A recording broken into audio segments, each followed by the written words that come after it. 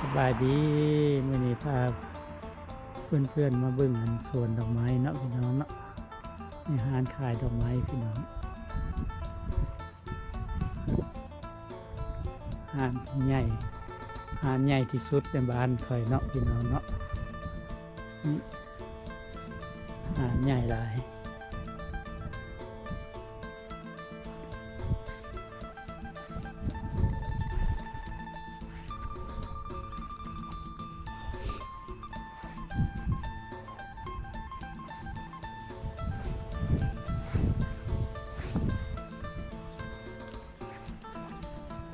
เม็ดต้นโอลิเวียเด้อพี่น้องเลยตัวข้างหน้าเนี่ย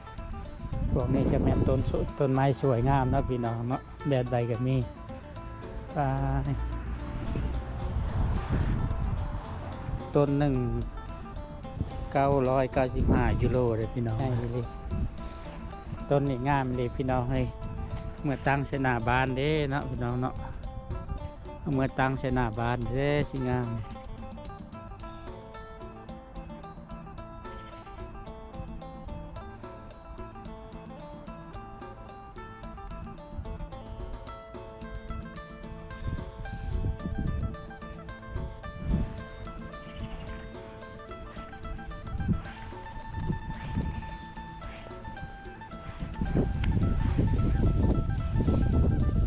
ต้นตาลนอนพี่น้องเลยนอนร่วงรักโธ่งามนะพี่น้องเนาะลายเลย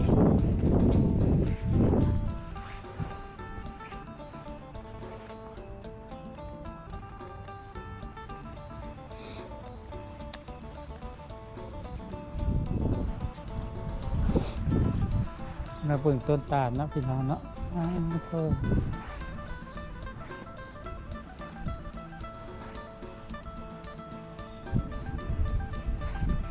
ต้นน้อยต้นใหญ่3 ต้น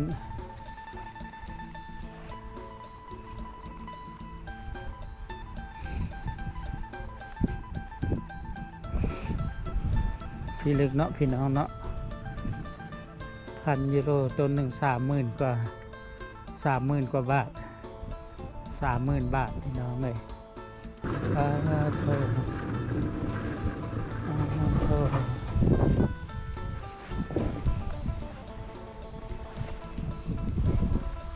ในต้นรีวีพี่น้องเลยโอ้ละละสะอ่อนงามใหญ่แต่เนาะพี่น้องเนาะใหญ่ลายงามลายนะครับตัวนี้บูฮูราคาเลยพี่น้องไม่ใช่ตัวใด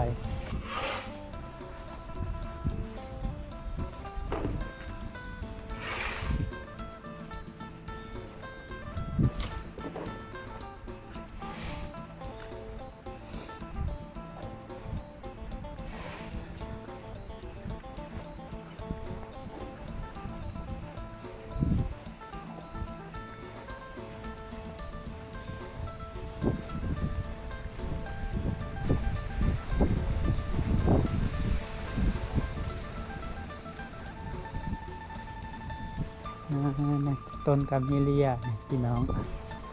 ต้นหนึ่ง200 ยูโรโธ่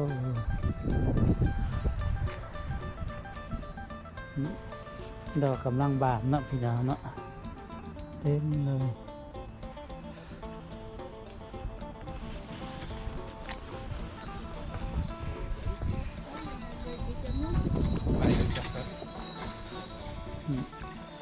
เข้ามาจะเป็นต้นนั้นนะกระบองเพชรเนาะพี่น้องเนาะ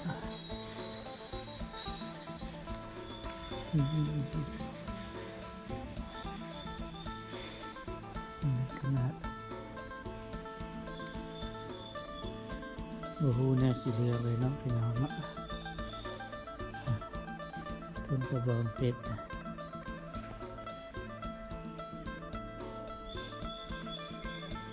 สบายพี่น้องต้นหนึ่ง650 ยูโรตัวนี้ต้นหนึ่ง200 ยูโรพี่น้อง200 ยูโรก็7,000 บาทต้นหนึ่ง7,000 บาทตัวนี้ ถวนี้จะแม่นกล้วยไม้เนาะพี่น้องเนาะกล้วยไม้เรียงรายยายไปทั่วมีทุกสีทุกดอกทุกสีทุกชนิด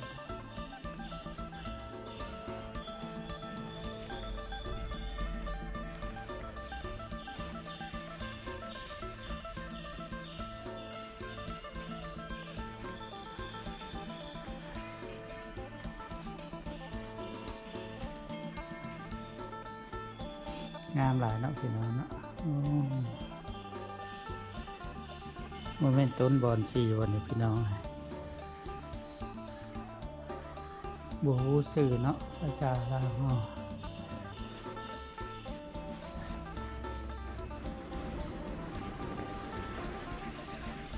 แถวนี้จะแม่นมีแต่อันนี้เนาะพี่น้องเนาะ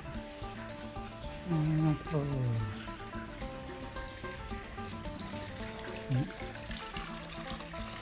เรื่องพี่น้องอยู่ในนี้นะแม่นของคอยงามมิลีเนาะพี่น้องเนาะเกิดขึ้นนะ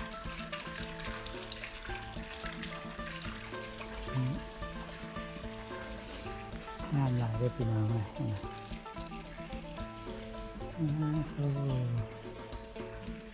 ใหญ่หลายเนาะพี่น้องเนาะบัวจากแนวชิเลียเลยหัวนั้นเนี่ยพี่น้องต้นมาร์กใหญ่นั่นนะเจอมา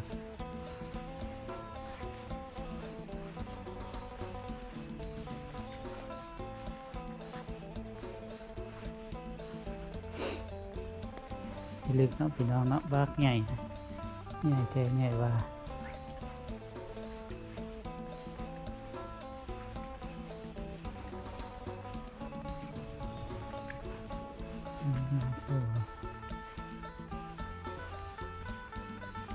โอ้โหแนวสีเหลือง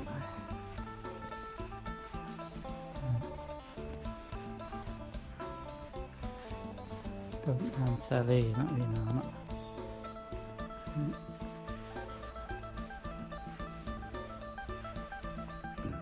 กุหลาบพันปีแทนกุหลาบพันปีพี่น้องมีหมดทุกสีคือกัน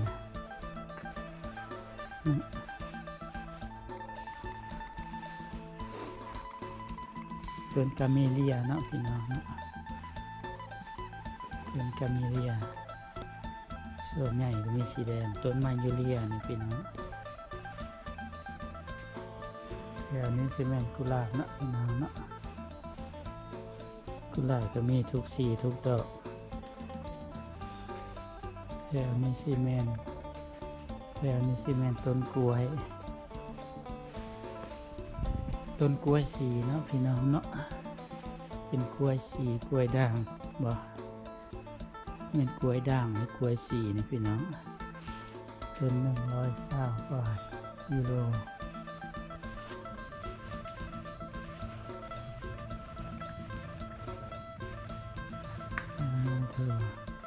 มีต้นมะนาวเนาะพี่น้องเนาะต้นมะนาวเหลือง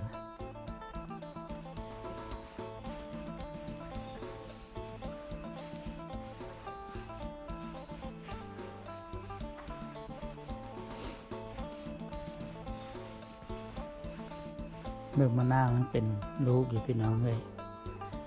มะนาวมันเป็นลูกเต็มต้นนะพี่น้อง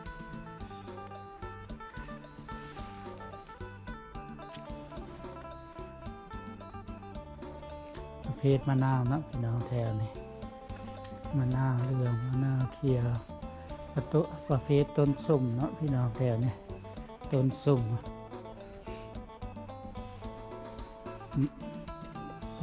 แถวนี้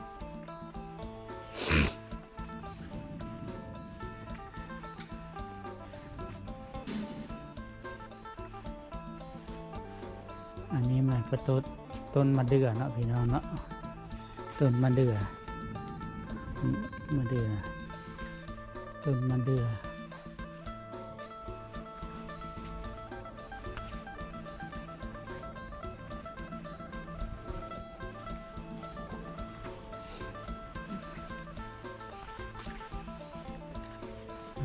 ้น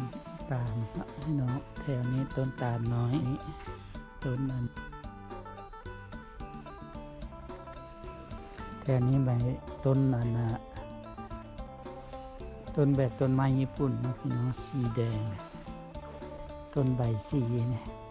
ใบมันจะออกสีแดงตลอดปี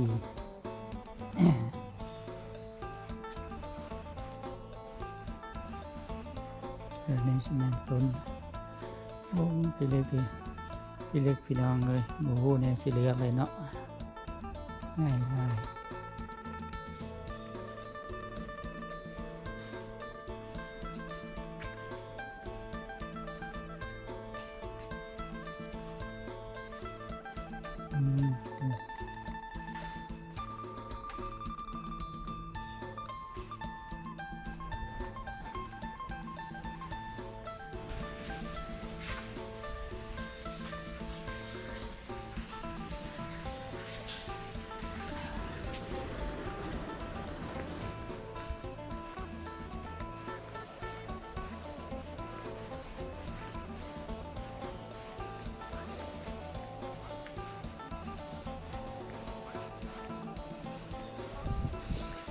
ต้นบอนสีบอนนี่พี่น้อง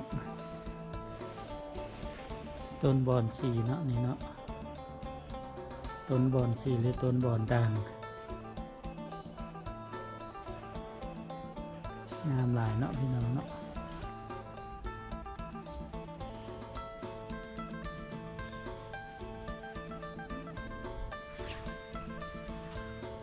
พันธุ์กล้วยเนาะพี่น้องเนาะหัวหูพันธุ์เนี่ย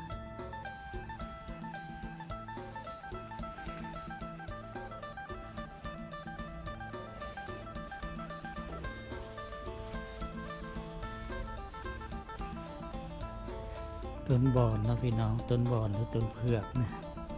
มากใหญ่พี่น้องเลยแต่อันนี้จะแม่นนะต้นบอนสีหรือเผือกสีเนาะพี่น้องเนาะเป็นออกสีแดงซ้ำๆพี่น้องเด็กตัวนี้ก็งามตัวนี้ก็งามพี่น้องตัวนี้ก็งาม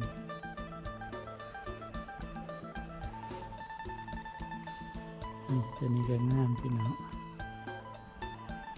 อันนี้ใบด่างนะพี่น้องเนาะต้นอย่างเป็นใบด่างในนี้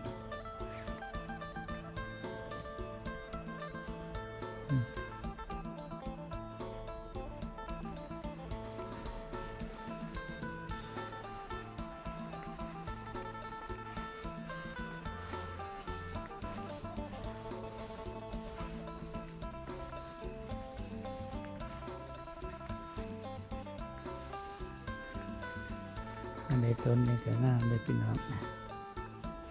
บวกมันต้นอย่างเนาะดอกมันงามเลยพี่น้อง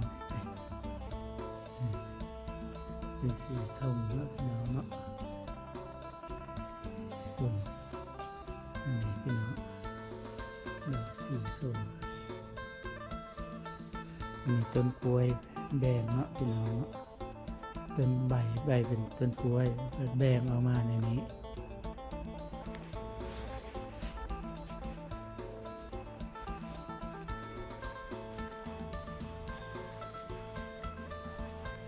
ประเภทต้นเผือกนะพี่น้องนะต้นเผือกทับใหญ่เลยนะ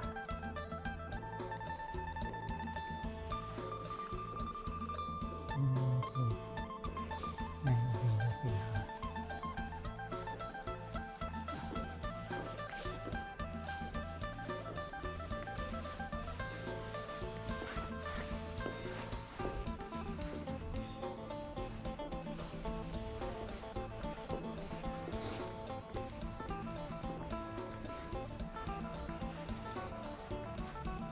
อันนี้ประเภทนั้นนะ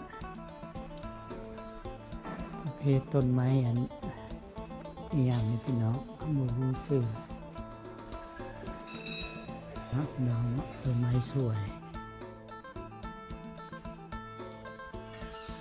งามมากๆ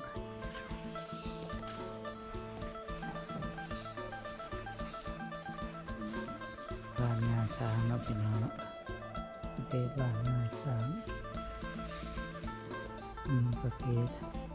ดอกฟองเดส ฝั่งเดสก็มีสีเหลืองสีขาว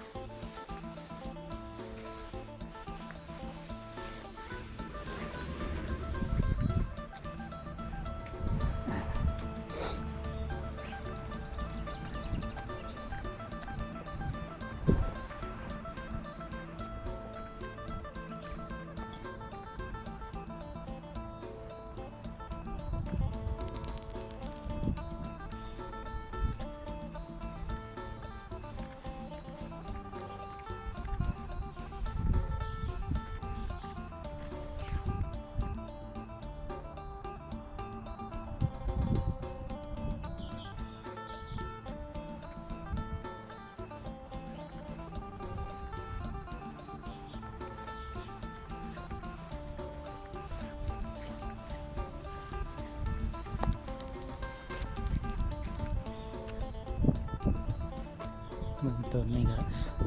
สวยพอแล้วพี่น้องงามหลาย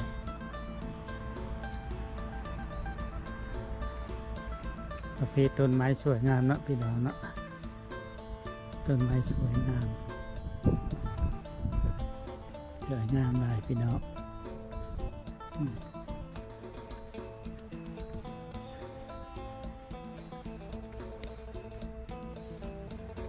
สวยงามมากๆพี่น้องสะอ่อนเด้เนาะพี่น้องเนาะอยากได้จากต้นอยากได้จากต้นสองต้นนี่นะต้นตัวนี้ก็ได้สวยงามหลายพี่น้องตัดแต่งกิ่งแต่งงามหลายโอเคสำหรับคลิปนี้ขอจบคลาไว้เพียงเท่านี้ก็เด้อขอขอบคุณใจทุกท่านที่แวะเข้ามาชมมาเป็นกำลังใจฝากกดไลค์กดซับสไครต์ให้ในเด้อกดติดตามให้ในเด้อแม่พี่น้องโอเคบายบาย